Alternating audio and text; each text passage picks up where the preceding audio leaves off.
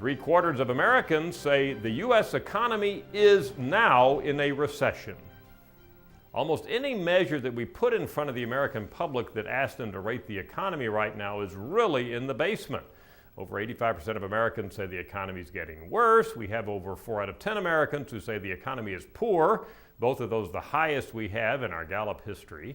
And the question therefore arises, are we in a recession? 3/4 of Americans say yes, the U.S. economy is in a recession. We had asked Americans last fall this recession question, and at that point, only in the 30% range said yes.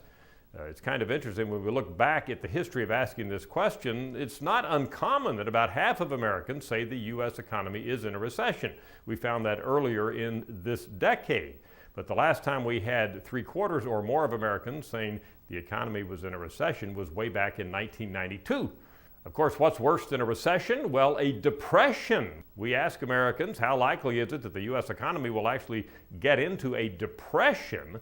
We found about 1 out of 4 Americans say it's very likely. Another 36% or so say it's somewhat likely. You put those together, we've got over half of Americans who say it's at least somewhat likely that the U.S. economy could get even worse than a recession, go back to being a depression. Again, that Americans are very worried about the status of the U.S. economy.